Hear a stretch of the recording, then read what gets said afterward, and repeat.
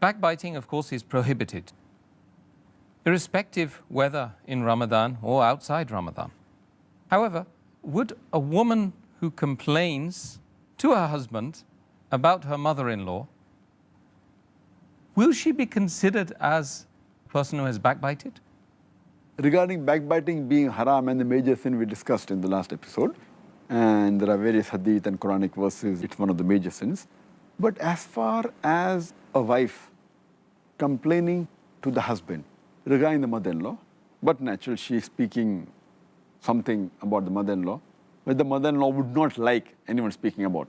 So it does come in the category of backbiting. Is it a sin, is the question.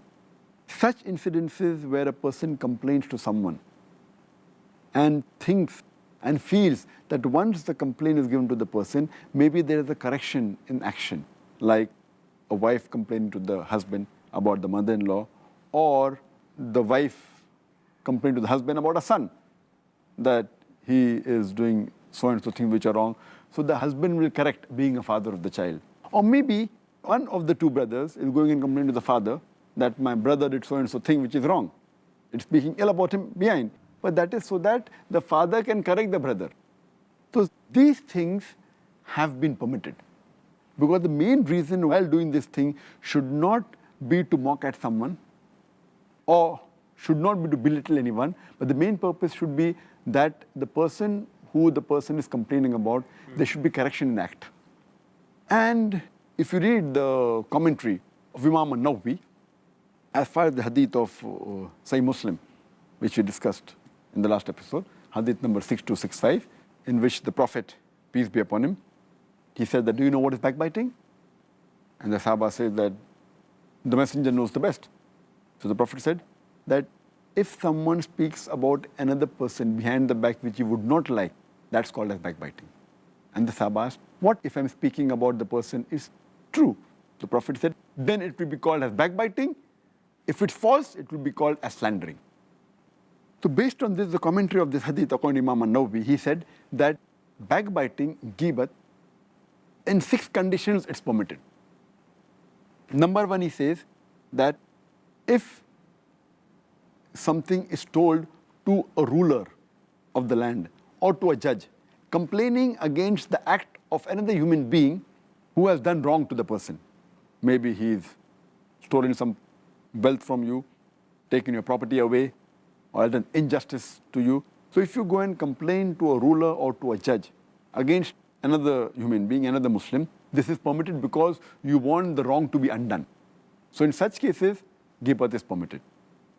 Category number 2, that if you complain to someone who you feel that person has an influence on the person who has done an evil act or a sin, and you feel that he will stop doing that evil act, you're permitted. For example, if you know of a friend who's very close to the person who done an evil act or done a sin, and if you tell him that your friend has done so and so thing, or drinking alcohol, and you feel that he has an influence on the other person, and he can prevent him from doing the sin, it's permitted to ghibat. So the question regarding the wife complaining to the husband either comes in the first category or the second category. Either it's an injustice done to the wife, or maybe the wife wants to tell the husband that you correct the mother-in-law. It may come in first 2 categories. The remaining 4 categories which Imam an-Nawawi said ghibat can be done. The third is that if you're approaching a mufti or a religious person for some religious advice, so you may say that my father has done so and so act, or my wife has done so and so act, and describe the act, and ask me what should I do. Even in this case, if you avoid naming the father or the mother, or say in the third person, that my friend's father is doing so and so, it is preferable. But in such cases, while taking religious advice or a fatwa for a particular act, it's permissible.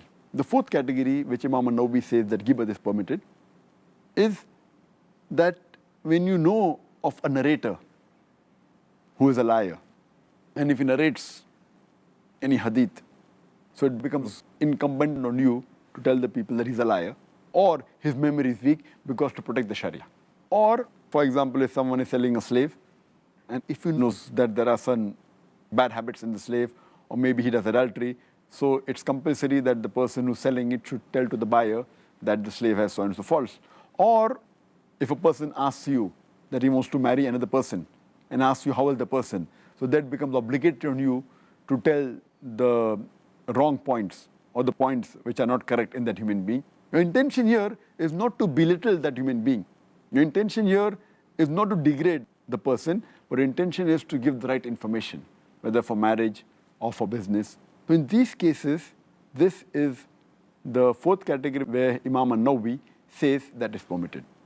As far as the fifth category is concerned, that if you know a person is doing a major sin openly, like he's drinking openly, or if he's cheating openly, or if he's robbing openly, so then you can tell the public at large that this person is a person who cheats, or a person who robs, or a person who does continuously bid'ah, or there is a religious person who you know, who is giving fatwa and you know that he's not a person who's truthful. So here it's permitted that you can speak against the person.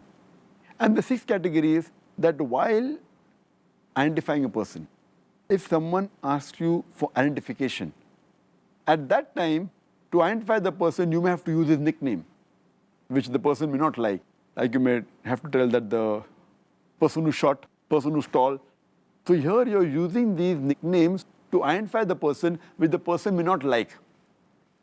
Mainly for identification. Here also, if you can avoid this nickname for identification is the best, but if you can't avoid, you can do. Imam An-Nawawi has mentioned 6 categories in which ghibat is permitted. Thank you, Dr. Zakir.